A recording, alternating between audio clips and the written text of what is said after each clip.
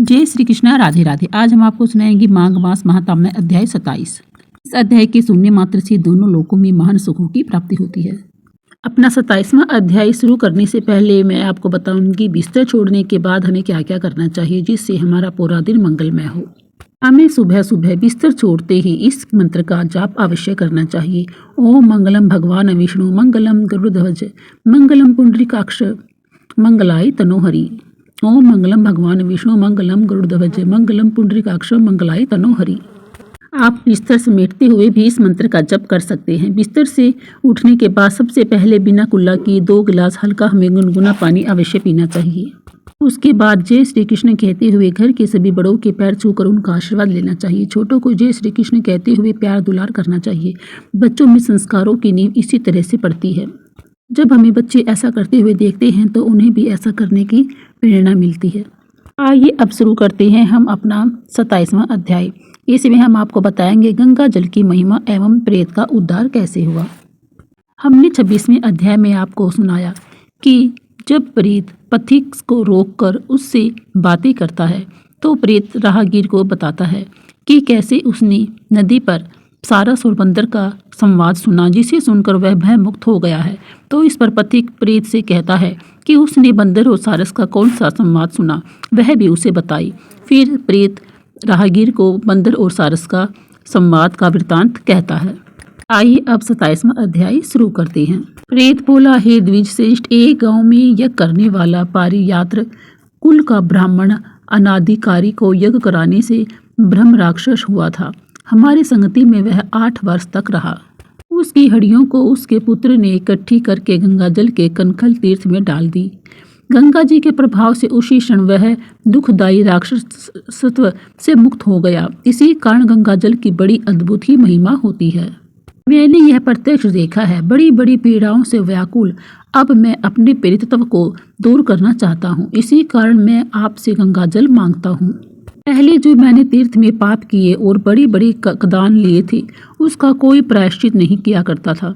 इसी कारण मुझे भूखे प्यासे को विंध्य पर्वत पर रहते हुए सहस्त्र वर्ष बीत गई।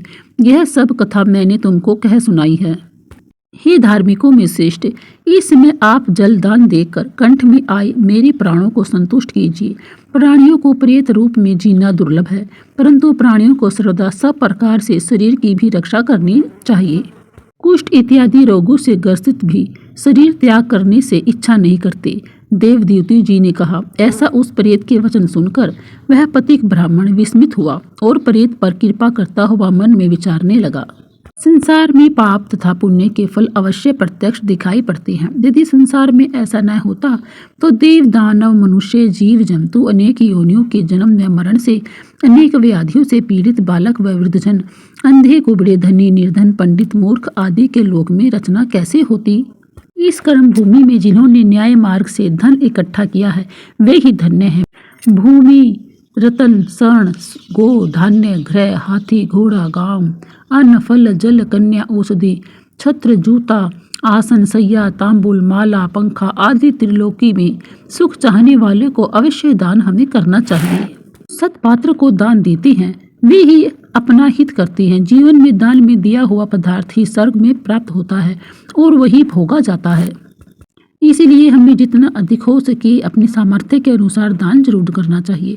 उस धर्मिष्ठ कार्पेटिक के ऐसे वचन सुनकर प्रेत आर्त होकर फिर बोला, हे पथिक, मुझको मालूम हो गया है कि आप अवश्य सर्वज्ञ हैं। आप जीवन का आधार मुझे जल दीजिए। इस प्राण दान में अविलंब मत कीजिए। प्रेत के वचन सुनकर पथिक ने न्यायपूर्ण वचन कहा। हे प्रेत सुनो, मेरे माता पिता भृगुस्त्र में बैठे थे। उन्हीं के लिए मैं तीर्थराज से यह जल लाया हूँ जो बीच में ही तुमने गंगा यमुना के संगम के जल को मांगा है। तब यह विचार करके कि प्राणियों की प्राण रक्षा करना ही सबसे बड़ा धर्म है, अतः तुझे जल देकर तथा तेरी प्राण रक्षा करके माता पिता के लिए फिर से जल लाऊंगा। यही मनुष्य धर्म की शुद्ध विधि मुझको प्रबल जान पड़ती है। सभी धर्मों का सार तथा सभी धर्मों को जानने वालों को यह चाहिए कि वे तन मन तथा धन से दूसरों का उपकार करें। परोपकार से उत्पन्न हुआ पुण्य 100 यज्ञों के तुल्य होता है। परोपकार के लिए दत्तीजी ऋषि ने अपने प्राण तक दे दिए थे, लोमस ने कहा। ऐसा कहकर उस धर्मिष्ठ श्रेष्ठ ब्राह्मण ने उसकी प्राण रक्षा के निमित्त उस प्रेत को गंगा यमुना के संगम का जल दे दिया। प्रेत ने प्रीतिपूर्वक उस जल को पिया और अपने मस्तक पर मार्जन किया। उसी क्षण वह प्रेत शरीर को त्याग कर दिव्य देहधारी हो गया। इस बड़े आश्चर्य को देखकर उस केरल प्रेत ने कहा, अरे, त्रिवेणी के जल की बिंदुओं से यह प्रेत से मुक्त हो गया। समझता हूँ कि ब्रह्मा जी भी इस जल के गुण का वर्णन नहीं कर सकते, नहीं तो गंगा जी के जल का महादेव जी अपने मस्तक पर क्यों धारण करते। जो अचिंत्य शक्ति वाला गंगा जी का जल तिल मात्र भी पीता है वह देवता अथवा गंधर्व हो जाता है, और जो गंगा स्नान करता है वह वैष्णव पद को तथा स्वर्ग को प्राप्त होता है। यदि संबंधी लोग गंगा जी के जल से तर्पण करते हैं तो नरक में रहने वाले पितर लोग स्वर्ग में जाकर ब्रह्म तत्व को प्राप्त होते हैं। गंगा जी के समान अन्य कोई दूसरा मुक्ति प्रदाता नहीं है। हे पथिक, तुम आयुष्मान हो, तुम धर्म से विमुख कभी मत होना। तुमने मेरा गंगा जल के दान से तुरंत उद्धार कर दिया। लोमस ऋषि जी बोले। ऐसा कहकर वह केरल पिशाच उस पथिक को आशीर्वाद देकर स्वर्ग को चला गया, और वह पथिक संगम के जल की महिमा कहता हुआ फिर से जल लेने के लिए उसी मार्ग से प्रयाग को चला गया। वशिष्ठ जी बोले, ही राजा दिलीप, इस प्रयाग महात्म्य को सुनकर तथा मुनि को नमस्कार कर वह माघ मास में प्रयाग में गंगा यमुना के संगम में स्नान कर पापों से छूटकर पिशाच शरीर से मुक्त हो दिव्य शरीर धारण कर द्रविड़ देश के राजा हो भक्ति पूर्वक सबसे द्वेष छोड़कर भगवान नारायण की स्तुति करता हुआ, जिसकी गंधर्वों ने स्तुति की और सर्व की स्त्रियों ने पंखा झला, उत्तम विमान में चढ़कर इंद्रपुरी को गया।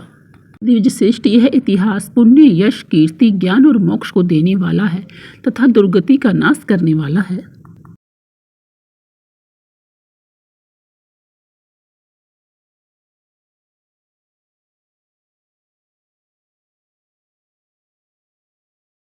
वहां जाने पर ये परस्पर साप से शापित हुए पिशाच पिशाची साप मुक्त होंगे।